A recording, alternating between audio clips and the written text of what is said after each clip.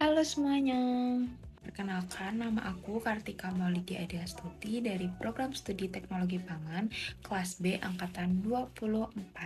Di sini saya akan mereview jurnal dengan judul Karakteristik gelatin dari cangkang kerang hijau sebagai alternatif gelatin halal. Mari ikutin review jurnal saya. Nah, pasti udah nggak asing kan sama yang namanya gelatin.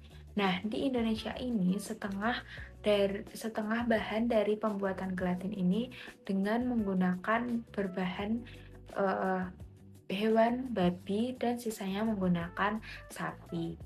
Nah, para ilmuwan dari jurnal yang sudah saya baca ini melakukan riset tentang gelatin dari cangkang kerang hijau. Dalam jurnal, para peneliti ini melakukan percobaan dengan rancangan acak lengkap atau yang biasa disebut dengan RAL dengan memvariasikan lama perendaman asam asetat itu sebanyak 0,75 mili dengan 3 perlakuan durasi ekstraksi yaitu 3 hari, 4 hari, dan 5 hari.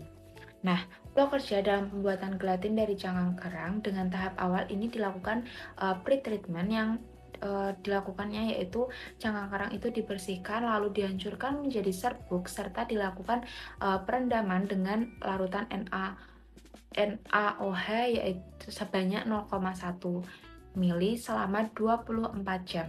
Setelah dilakukan perendaman itu dilakukan pembilasan atau pencucian hingga cangkang kerang tersebut pH-nya menjadi netral.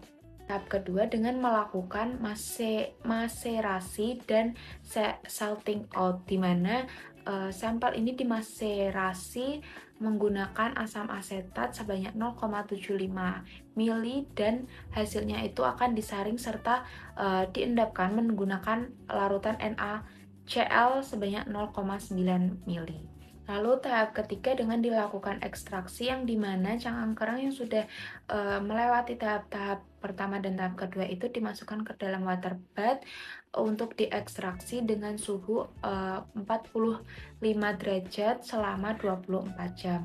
Lalu filtrat yang terbentuk itu didinginkan di dalam kulkas dengan suhu kurang lebih 4-10 derajat hingga membentuk gel. Kemudian itu filtrat tersebut akan di oven dengan suhu 50 derajat selama 48 jam yang kemudian gelatin yang sudah terbentuk itu akan dihancurkan hingga menjadi serbuk. Dari langkah-langkah tersebut dapat menghasilkan gelatinisasi dari cangkang kerang hijau itu dengan mendapatkan rendemen atau yield durasi ekstraksi 4 hari yang merupakan itu durasi titik optimal untuk menghasilkan rendemen 1,57%. Dan hasil yang kedua, karakteristik fisik yang didapatkan itu sampel itu berbentuk serbuk, kemudian tidak memiliki rasa serta warnanya itu lebih kuning sedikit coklat. Kemudian memiliki kadar air 5,6% hingga 9,1%. Serta memiliki kadar abu yang rendah itu menandakan gelatin ini memiliki tingkat kemurnian yang tinggi.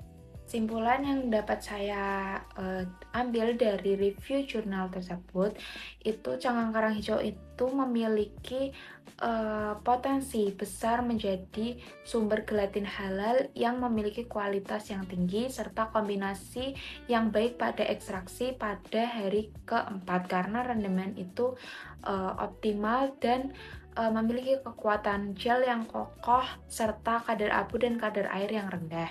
Saran buat penelitian selanjutnya itu dapat dioptimasikan konsentrasi pelarut atau langsung dapat diaplikasikan ke produk nyata seperti kapsul dari cangkang kerang.